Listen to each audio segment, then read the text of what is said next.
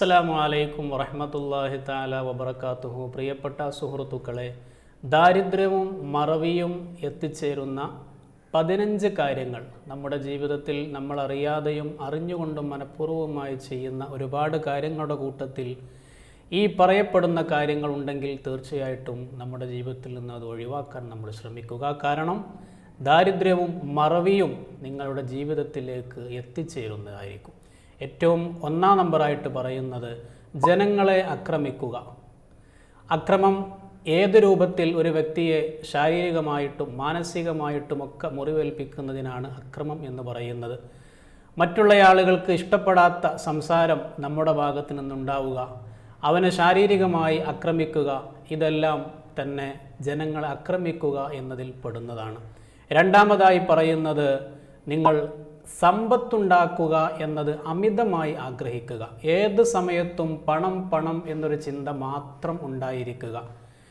സ്വന്തം ചെയ്യുന്ന ബിസിനസ്സിൽ കൂടുതൽ ഡെവലപ്മെൻറ്റ് വരുത്താനും ബിസിനസ്സിന് ഉയർച്ച ഉണ്ടാകുന്നതിനും വേണ്ടിയുള്ള ചിന്തയെ പറ്റിയല്ല പറഞ്ഞത്, മറിച്ച് ഏത് സമയത്തും പണമുണ്ടാക്കുക, പണം എന്നൊരു ചിന്ത മാത്രമായിട്ട് നിങ്ങൾ കഴിഞ്ഞുകൂടുന്നത് കൂടുതൽ നിങ്ങൾ ദാരിദ്ര്യത്തിലേക്കും മറവിയിലേക്കും എത്തിച്ചേരുന്നതായിരിക്കും. മൂന്നാമതായി പറയുന്നത് അളവിലും തൂക്കത്തിലും ജനങ്ങളെ വഞ്ചിക്കുക. കച്ചവടക്കാരോടാണ് ഈ പറയുന്നത്. കച്ചവടക്കാർ ഒരിക്കലും തന്നെ അളവിലും തൂക്കത്തിലും വരുന്ന കസ്റ്റമറിനെ വഞ്ചിക്കാനോ പറ്റിക്കാനോ പാടില്ല. ഇനി അളക്കുന്നതും തൂക്കുന്നതുമായ സാധനങ്ങളല്ല നിങ്ങൾ കച്ചവടം ചെയ്യുന്നത് എങ്കിൽ പോലും വിലയുടെ കാര്യത്തിൽ കൊള്ള ലാഭം നിങ്ങൾ ഒരിക്കലും കസ്റ്റമറുടെ കയ്യിൽ നിന്ന് വാങ്ങരുത്. ജനങ്ങളുടെ കയ്യിൽ നിന്നൊരിക്കലും അമിതമായ വില ഈടാക്കുന്ന ഒരു സ്വഭാവം അല്ലെങ്കിൽ അങ്ങനെ ഒരു ബിസിനസ് നമ്മുടെ ഭാഗത്ത് നിന്ന് ഉണ്ടാകാൻ പാടില്ല.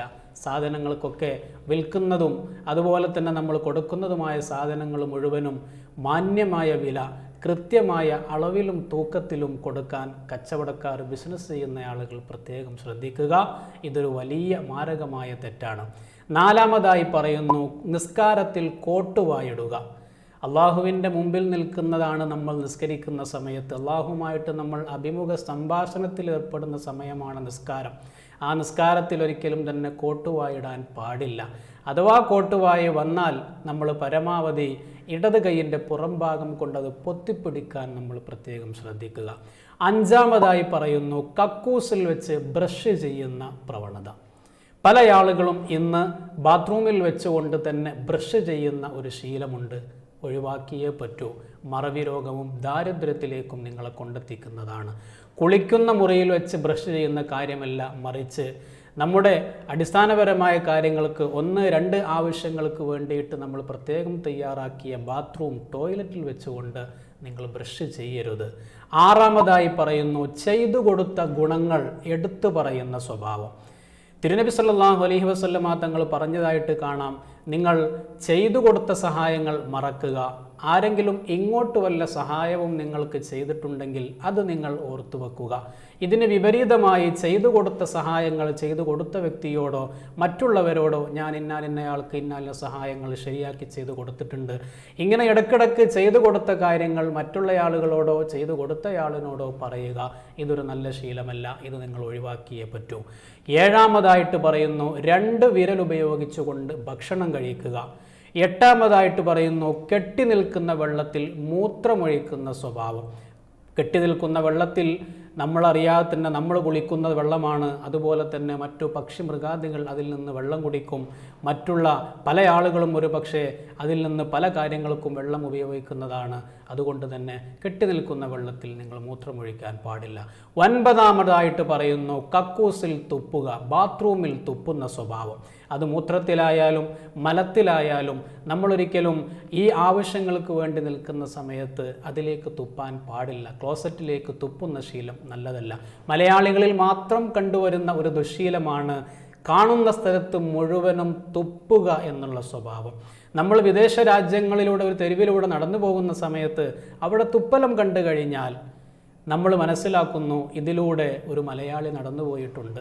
നമ്മൾ പലപ്പോഴും മലയാളികളുടെ നമ്മുടെ തെരുവീഥികളിലൂടെ നടന്നു പോകുന്ന സമയത്ത്, പല റോഡുകളിൽ നടന്നു പോകുന്ന സമയത്ത് അവിടെയൊക്കെ തുപ്പി ഇരപ്പാക്കി വെക്കുന്ന ഒരു സ്വഭാവം മലയാളികൾ അത് ഒഴിവാക്കേണ്ട ശീലമാണ്. ഒരുപാട് രോഗങ്ങൾ അതുകൊണ്ട് പടർന്നു പിടിക്കാൻ സാധ്യതയുണ്ട്. ഏതായിരുന്നാലും മൂത്രത്തിലും കാഷ്ടത്തിലും ടോയ്ലറ്റിലുമൊക്കെ തുപ്പുന്ന സ്വഭാവം അത്ര നല്ലതല്ല.